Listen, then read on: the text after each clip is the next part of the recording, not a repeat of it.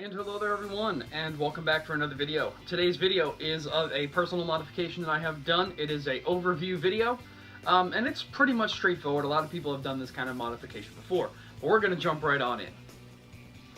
And here we have it. This is my Demolisher launcher, or NERF Rocket launcher, missile launcher, whatever you want to call it.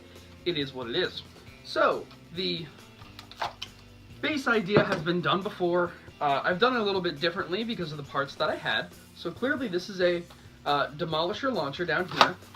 The HAMP system, the missile, the whole apparatus is in there. Up top, I have a Retaliator, the whole top of the blaster.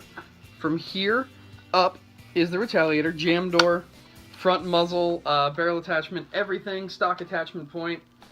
The grip is a Dominator grip, which is very comfortable on its own without the heavy, massive flip cylinder mechanism up in the front.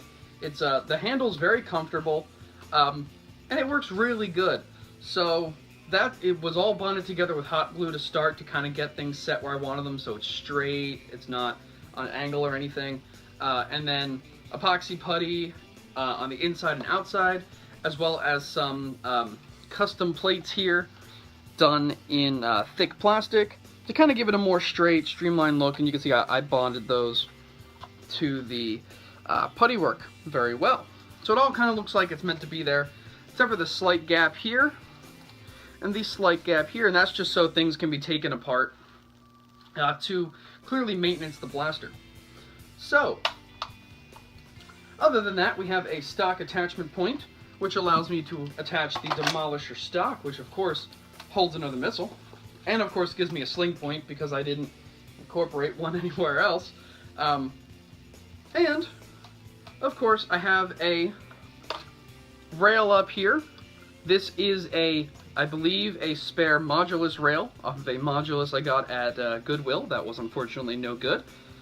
One of the motors was bad, and the shell was cracked. So took the rail off of that, so now I have a red dot sight which has no batteries in it, just for the look, and of course it's painted to match. So the paint, I started off with a tan vinyl dye because I was going to do this, a military paint job, until I decided, you know what, I had a brand new can of silver Duplicolor engine enamel, and I wanted to give it a shot. So beautiful silver, not too shiny because I didn't want something that's so bright that just shines so well that you wouldn't know what it was. So it is a semi-gloss, and then with a little bit of black detailing in here, the bolts, or the screw ports, blue right here, green up here, green, green, same on the other side, perfect, and then blue up on the sight, as well as black in here as well. And it all came together really nice, topped by a Rust-Oleum crystal clear clear coat. Makes it super shiny and durable, as well as I do not have any scraping going on here because I white lithium greased everything. So now to the internal modifications, which are not really extreme, but good enough. There is about 3 wraps of Teflon tape underneath the plunger in here. So when you barely close it, the missile does kind of shoot out. So with that done, I clearly greased everything. The front grate on the missile launcher is gone, and there's a piece of brass shoved in there about that long. I used a huge chunk of brass all the way in there, and that is so you can load standard darts. You can load a standard dart in there, pump, and fire. It is of course made for missiles, but no harm in using standard darts as long as you're at a distance. Plus you can't really pump this thing too hard anyway because of the nature of it. But in the end, once I was completely done, I picked it up, and the grip was a little weird because of how the Zombie Strike blasters have that stupid wrap grip on there. So I wrapped my own out of this right here. This is athletic tape, adhesive athletic tape, and it is of course camouflage. It's a gray, black and white digicam, which I think looks really good on here. Makes the grip super comfy. It actually squishes when you grab it, so that's super nice. And the thing performs really good.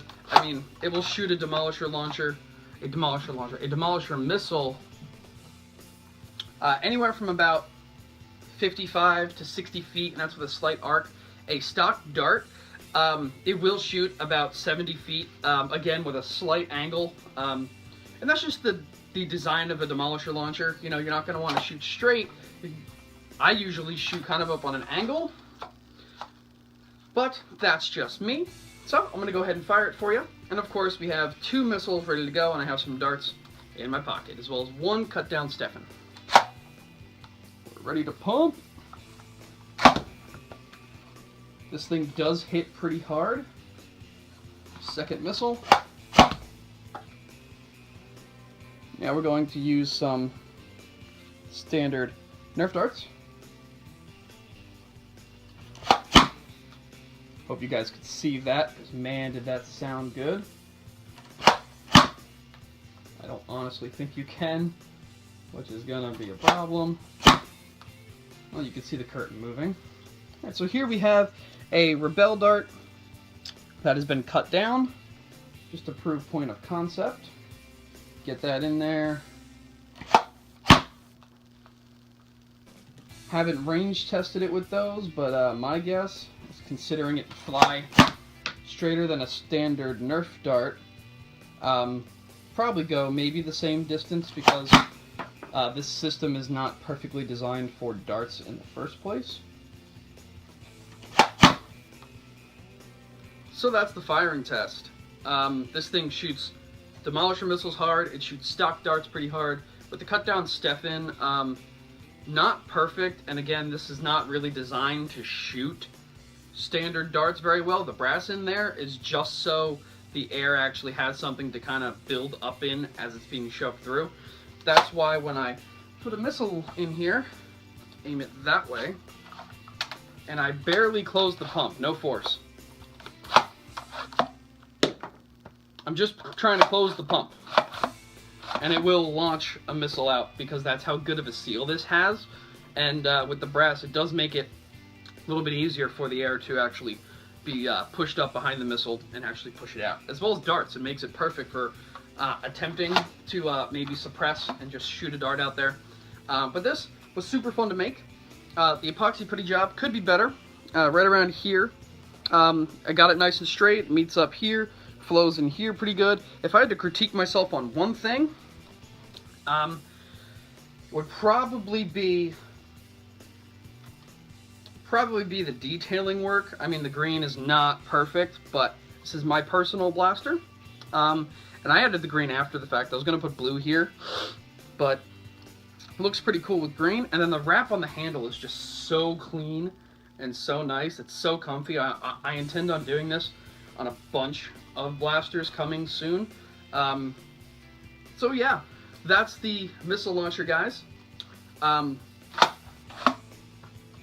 Pretty fun, pretty cool. I had not a build video or anything, but pictures as I was sanding it, putting the epoxy putty down up on my Instagram. Got a whole bunch of likes there. So that always helps keep the morale up, because as I was building this thing, it was so repetitive. You know, I did one side, sanded it, epoxy puttied, sanded it, epoxy puttied, put my filler piece in, epoxy puttied it, put this in place with super glue, and then epoxy puttied it, and then filled the inside of it, packed it all so it wouldn't go anywhere. Then I had to do the other side, which was kind of a pain. And then the paint took forever to dry because it was engine enamel, which is fun. And then adding the pieces like the jam door in, this up here, actually lets me add barrel attachments, which is pretty funny. They don't do anything because there's nothing up in the Retaliator. It's just there for the stock attachment point, which this, I believe, is off of a Alpha Trooper, the Elite Alpha Trooper, because I turned my the XD Alpha Trooper because I put a normal one on mine because I didn't like the 2 different colors of orange. And then the trigger is a Dubinator trigger, but clearly it doesn't do anything, so it's solvent welded in place in the actual trigger well, only on this side, so it will completely come apart. So that's the video.